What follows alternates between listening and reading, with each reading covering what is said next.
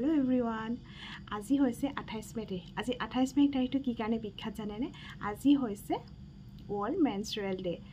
মেনস্ট্ৰুৱেল hygiene day বহুতে হয়তো জানিব পাৰে আৰু বহুতে হয়তো নাজানিব পাৰে এই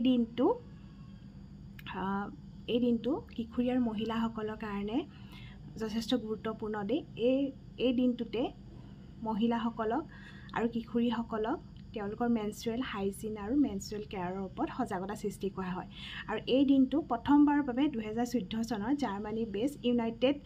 ৱাছ ইউনাইটেড নামৰ এনজিঅ' এটাই প্ৰথমবাৰৰ কাৰণে পাতিছিল আৰু তেওঁলোকৰ উদ্দেশ্য হেতুৱে আছিল যে কিশোৰী আৰু মহিলাসকলক মেনস্ট্ৰুৱেল হাইজিনৰ ওপৰত এখন সজাগতা সৃষ্টি কৰা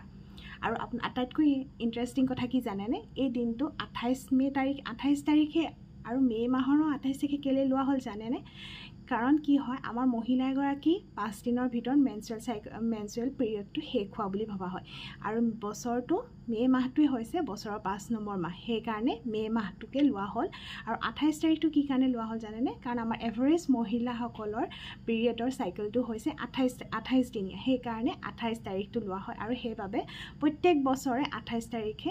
ওয়াৰ্ল্ড মেনস্ট্ৰুৱেল হাইজিন ডে পালন কৰা হয় আজি আমাৰ হস্পিটেলটো পতা হৈছিলে ওয়াৰ্ল্ড মেনস্ট্ৰুৱেল হাইজিন ডে আৰু আমি ওচৰৰ বিদ্যালয় এখনলৈ গৈছিলোঁ তাত গৈ পিনি তেওঁলোকৰ যোনখিনি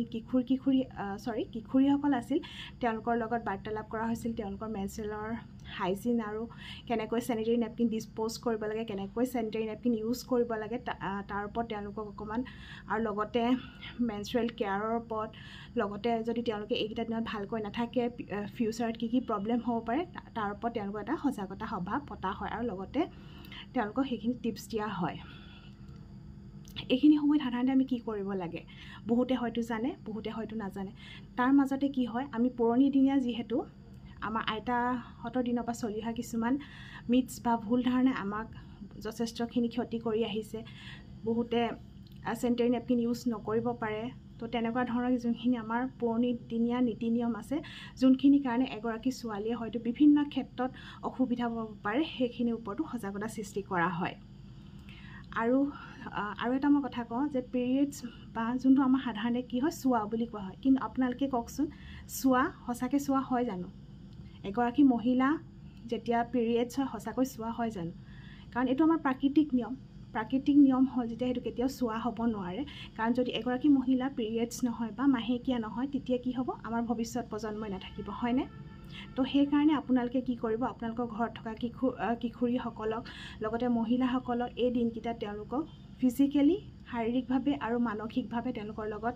সাপোৰ্ট কৰিব মুড সুইং হ'ব পাৰে বিভিন্ন ধৰণৰ প্ৰবলেম দেখা পাব পাৰে তো সেইকিনো তেওঁলোকক গালি গালাজ নাপাৰি তেওঁলোকৰ শাৰীৰিক আৰু মানসিকভাৱে লগ দিয়ক সাপোৰ্ট কৰক তাৰে কামনা কৰিলোঁ আৰু আজিৰ দিনটো যাতে সফল হয় এই দিনটো যাতে সফল হয় তাৰে কামনা ধন্যবাদ